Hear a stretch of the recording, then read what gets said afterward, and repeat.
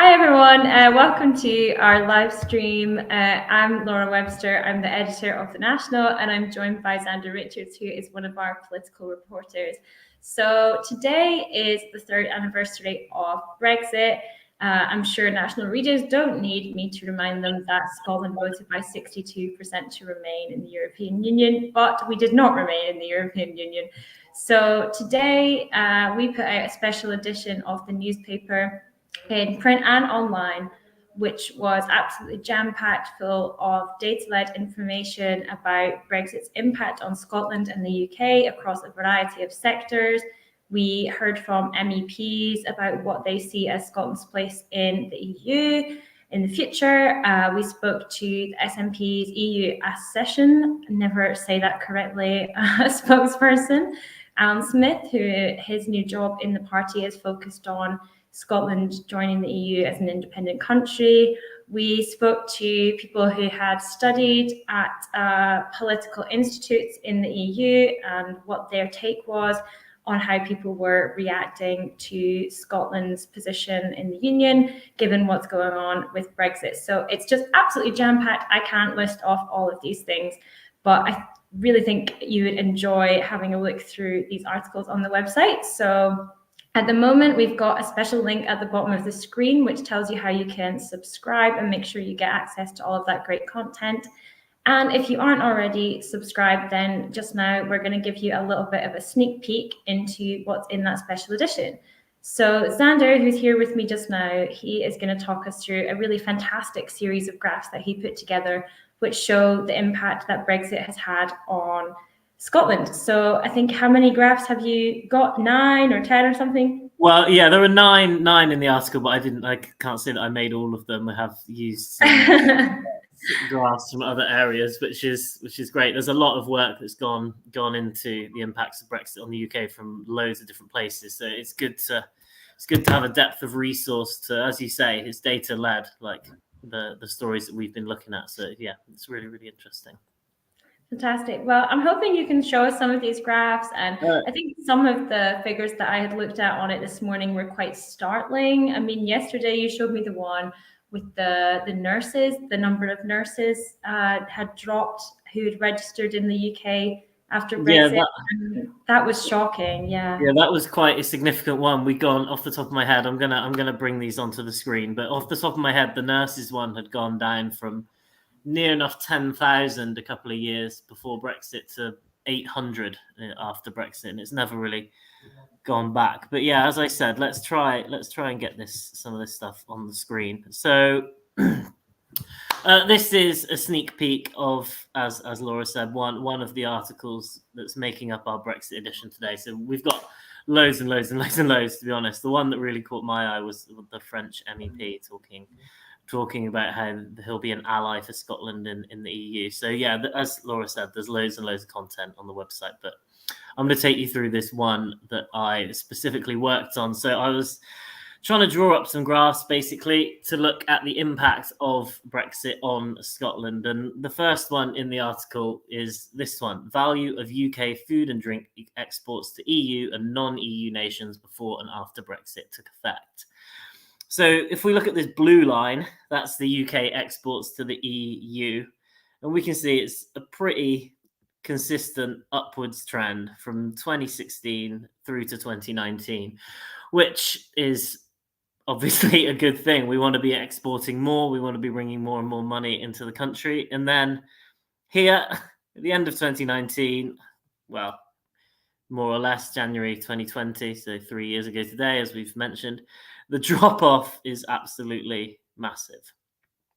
Now, the yellow line and the blue line aren't actually mapped on the same axes here. So even though they're looking like the yellow line is up with the blue line, it's actually mapped here. So the yellow one is only 8.1 billion up to 9.5 billion across to 9 billion, whereas the blue one has dropped from 14.2 billion down to 11.3 billion. So while the yellow one showing exports to the rest of the world is kind of oscillating, it's not really covering up, it's not really compensating for the massive, massive loss that has happened here of 3 billion compared to real Really no change. That's going to be a pattern that we're going to see across these graphs. There tends to be upward trajectory until Brexit hits, and then things tend to go down quite strongly. So yeah, there's quite a lot on exports. I mentioned that not all of the graphs came from me. So this second one is looking at UK export volumes. This has come from UK and a Changing Europe. They're a think tank research group, I guess would be a more accurate term for them, run by Professor Anand Menon down at King's College London. They really know their stuff on Brexit. And this graph is, I mean, if you have the opportunity, go into it and do it yourself. You can play around with all these little exports, imports, get it to play, and you can see, oh, I've accidentally gone onto their website. That was smart of me. But yeah, really, really brilliant stuff from them. And then as we go down and have it load, we seem to have missed one. Well, this is another map that came from figures from HM Revenue and Customs, and this map really explains just how much each area of Scotland has lost to Brexit, how much the value of exports from each council area has dropped since Brexit.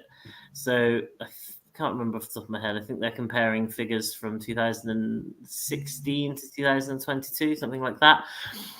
But you can see the areas. Glasgow City, 255 million drop in exports. Edinburgh, 211 million. I mean, these darker red ones haven't done quite as badly, but 9.2 million pounds in exports from Shetland is obviously quite a massive hit to their economy. 10.7 million from the Western Isles. So this just allows you just to literally hover your mouse over wherever it might be, Argyll and Bute, and you can see exactly the impact on the export value from each specific area. So it's a really useful little tool. And then this one, foreign direct investment. Now, we've heard quite a lot from the Department for International Trade about Brexit and how their trade deals are going to be great and blah, blah, blah, blah, blah. Now, this one's quite interesting. You see at the bottom, it says that there are three sources for this graph. They're all the Department for International Trade's reports on foreign direct investment projects. But I had to find one from 2022, 2018, and 2016 in order to complete this full graph from 2012 to now. Because the one from 2022 only takes you back to about 2018, which doesn't really show you the full picture. And if you look at the one from 2018, it only shows you the one from 2016 to 2018, which again doesn't show you the full picture. So they're almost giving you fragments because maybe they don't want, that's just me editorializing, but maybe they don't want people to be able to see the pattern, because once again, it's very clear, as we saw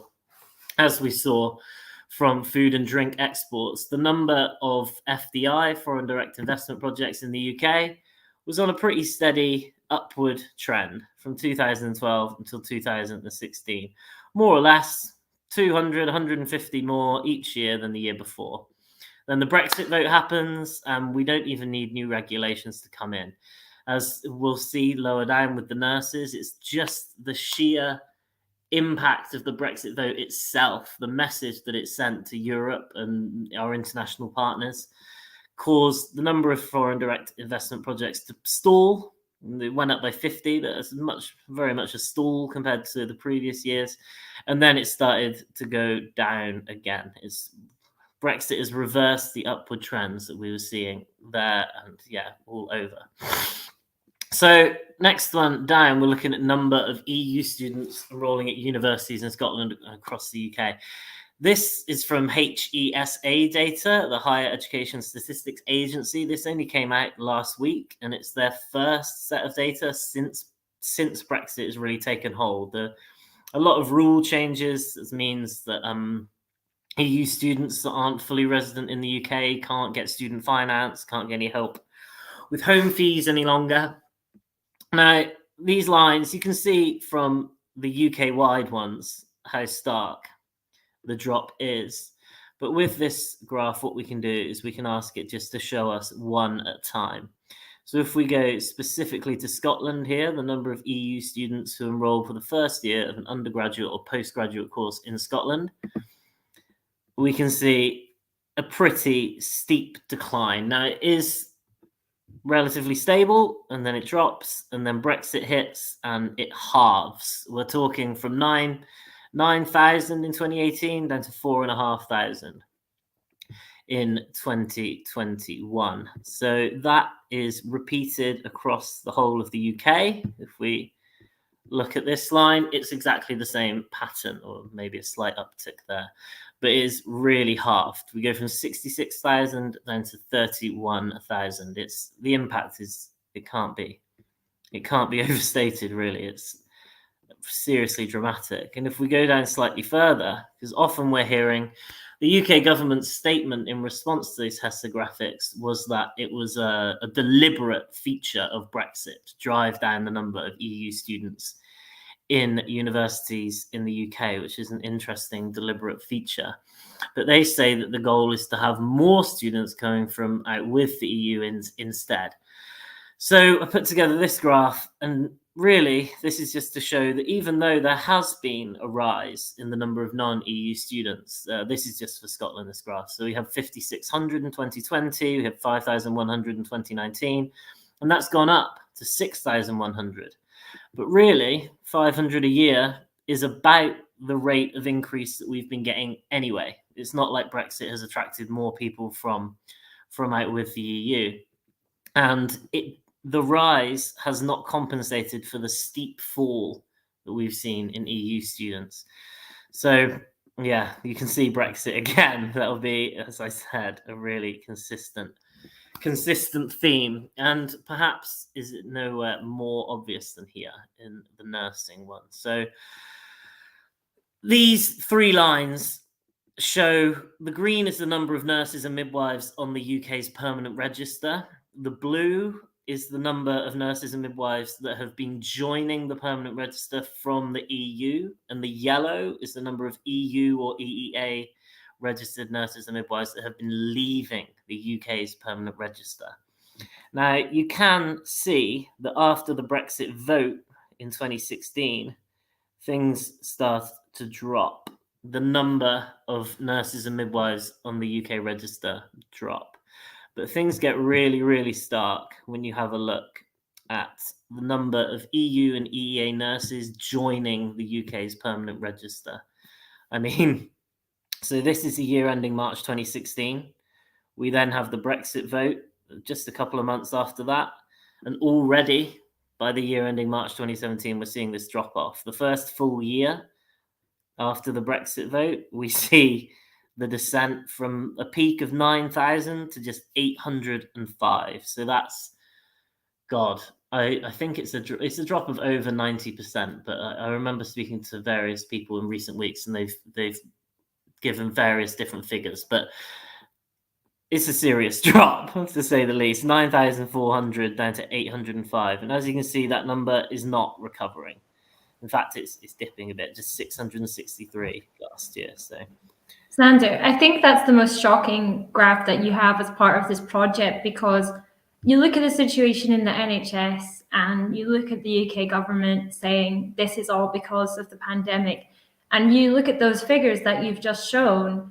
I mean, it seems like obvious that they're full of absolute crap. I mean, they are really startling numbers that you're showing us here.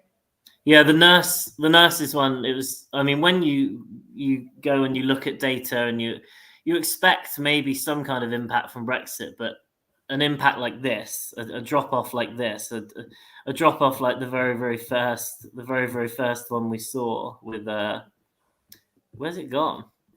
Well, the very, very first one we saw with food exports, you don't expect the correlation to be quite so dramatic, quite so obvious, and then stark. Yeah, it's absolutely stark. Yeah, politicians puzzling over what the reason could be. I mean, what could have possibly happened? And I mean, we're looking at these figures on the same day that we see what's the IMF saying that the UK's economic outlook is worse than even Russia's. And it's astounding that often the mainstream media in this country is not looking at figures in the way that you're so kind of clearly talking us through these numbers and these graphs. Why aren't we seeing these everywhere all the time?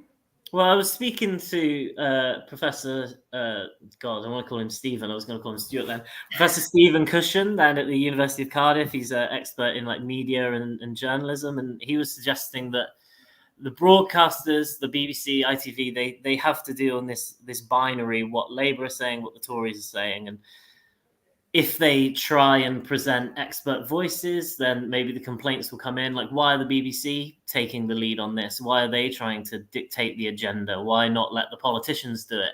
So we end up with a broadcast media where the politicians basically dictate what we hear, whether or not that's good or bad. And if none of the politicians in the UK's main two parties, anyway, the Tories and Labour, want to talk about Brexit and its impacts, then we end up not hearing about Brexit and its impacts. It's, well, as the SNP have been saying today, a conspiracy of silence. You can see where their arguments are coming from on that. Yeah, you can understand that completely, because when you're showing us these, I'm thinking, oh my God, why have I not seen this plastered all over everywhere? As a great example of why Brexit is failing Scotland, but also the UK overall. I mean, lots of people in other parts of the UK did vote for this. Is this what they actually were voting for when they put their cross next to leave on the ballot paper? But regardless, there are other options for Scotland moving forward, and that's really what we have focused on in our special edition today. So I would just like to stress, it's not all doom and gloom. I would say there's some very hopeful messages out there as well. It just wouldn't be very fun for us to sit here and read out all of the hopeful and positive messages, I'm afraid. So you'll need to go and seek those ones out yourself. Stuart Galbraith has commented to say he just watched Jacob Rees-Mogg defend Brexit by saying it saved the taxpayer £191 billion in 2 years. He asked, why are we all poorer then? Which I think is, that sums the whole thing up a lot better than we probably could. Where's Jacob Rees-Mogg getting that number from? That's the first time I'm seeing of it, and it's definitely interesting. I don't feel like I've saved 191 billion. Yeah, we feel like the country has a lot less money than it did. And also those graphs that you just showed us evidence that statement as well. Yeah, there are more graphs there, but it was probably a good idea to stop me before I just go on. I could talk about all of them all day. Just to become a lecture, I think, the more interaction that we have, the better.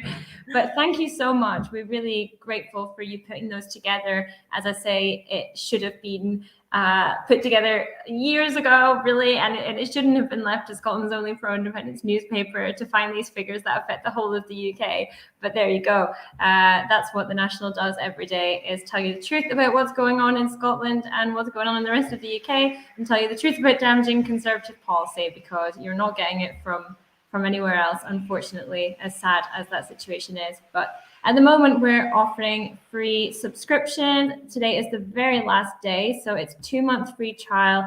So I highly recommend getting on top of that in case you want to go and check out this Brexit content that we've been talking about. We've got lots more coming up over the rest of the year. A Macron Report special coming at the end of February, which I'm very excited about, especially given the context of the energy crisis and the cost of living crisis. I think this is really, really important stuff and really important stories that need to be told right now. But thank you so much for joining us, Xander. Again, highly appreciated. I know your brain is probably full of graphs and numbers and x-axis and y-axis right now. So yes, very grateful for that. For a change. Amazing. Okay. Well, thank you so much for watching, everybody. We will see you in our next broadcast. Bye.